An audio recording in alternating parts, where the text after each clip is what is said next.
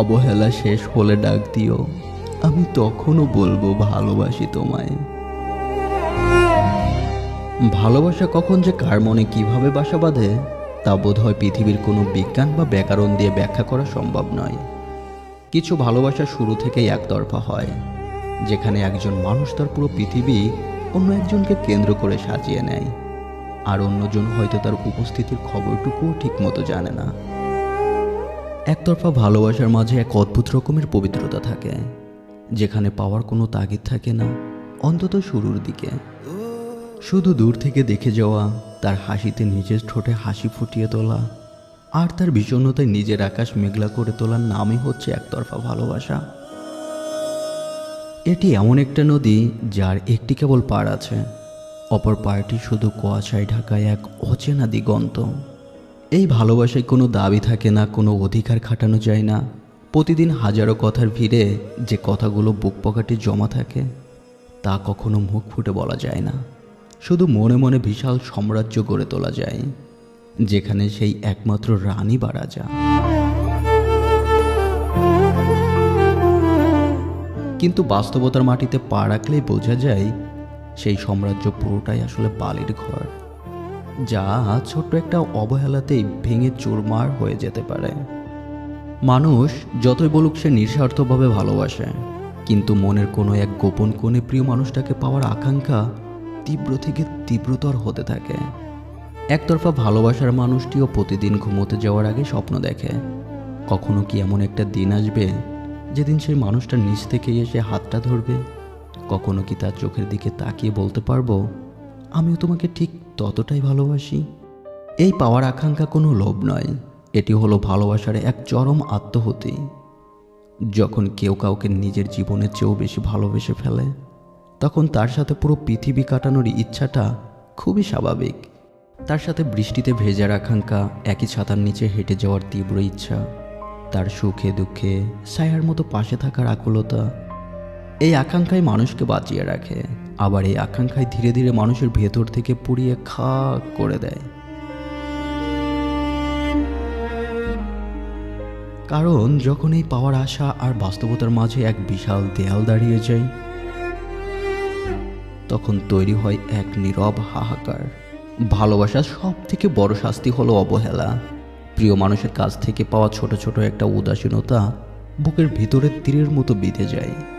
যখন আপনি কাউকে আপনার দিনের সবটুকু সময় দিতে প্রস্তুত, আর সে কেবল 1 মিনিট সময় দেওয়ার জন্য হাজারটা অজুহাত দেখায়, তখন মনের অবস্থা কেমন হয় তা কেবল একজন ভুক্তভোগীই জানে।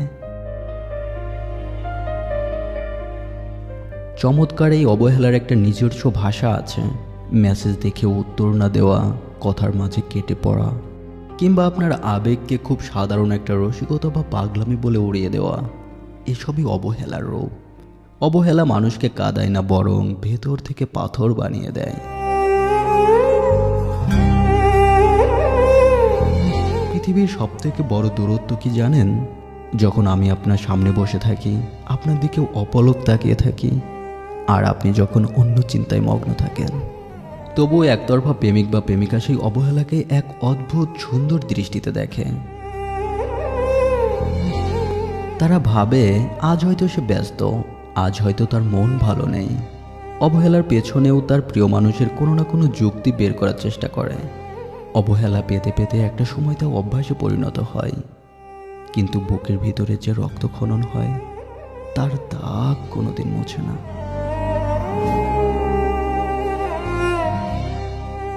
মানুষ অবহেলা সইতে পারে, অপেক্ষা করতে পারে, কিন্তু প্রিয় মানুষকে ভুলে যাওয়াটা তার পক্ষে সব থেকে কঠিন কাজ। স্মৃতি বড়ই অদ্ভুত জিনিস।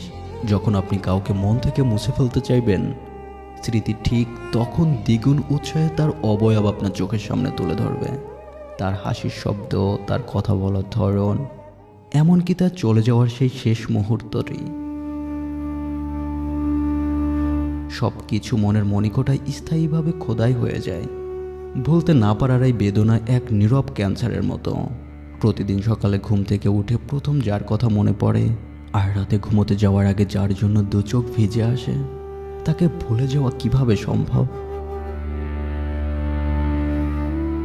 অনেকেই বলে সময়ের সাথে সাথে সব কিছু ঠিক হয়ে যায়, কিন্তু বাস্তব সত্য হলো সময় ক্ষত নিরাময় করে না, বরং ক্ষতটাকে সহ্য করার ক্ষমতা বাড়িয়ে দেয়। বলতে না পারার এই যন্ত্রণার মধ্য দিয়ে মানুষ বুঝতে পারে যে তার ভালোবাসাটা কতটা গভীর ছিল। যে ভালোবাসায় ভোলার কোনো পথ থাকে না, সেটাই আসলে খাঁটি ভালোবাসা। সবশেষে আসে সেই চিরন্তর অপেক্ষা, অবহেলা শেষ হলে ডাক দিও, আমি আবারও বলবো ভালোবাসি। এই কথাটির পিছনে যে কতটা গভীর অভিমান, আত্মত্যাগ আর ভালোবাসা লুকিয়ে আছে তা পরিমাপ করা অসম্ভব। এর অর্থ হলো, তুমি আমাকে যতই অবহেলা করো না কেন, আমার দরজা তোমার জন্য সব সময় খোলা। তুমি যখন সারা পৃথিবী ঘুরে সবার কাছ থেকে আঘাত পেয়ে ক্লান্ত হয়ে ফিরবে, তখন দেখবে আমি ঠিকই একই জায়গায় দাঁড়িয়ে আছি। এই অপেক্ষা কোনো পরাজয় নয়, এটি হলো ভালোবাসার চূড়ান্ত জয়। যেখানে নিজের আত্মসম্মানকেও ভালোবাসার কাছে বিলীন করে দেওয়া হয়, একতরফা প্রেমিকের কাছে তার প্রিয় মানুষের অবহেলাটাও একসময় শেষ হবে, এই আশাতেই বেঁচে থাকার একমাত্র রসদ। সে জানে হয়তো এই ডাক কোনো দিন আসবে না, হয়তো এই অপেক্ষা কোনো দিন শেষ হবে না।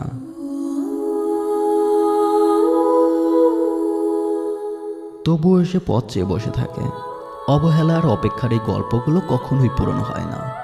প্রতিটি মানুষের জীবনে এমন একজন থাকে যাকে কোনো দিন পাওয়া যায় না, কিন্তু তাকে কোনো দিন ভুলেও যাওয়া যায় না। অবহেলার দেয়াল যতই উঁচু হোক না কেন, সত্যিকারের ভালোবাসার মানুষটি সবসময় তার প্রিয়জনের একটা ডাকের অপেক্ষায় থাকে।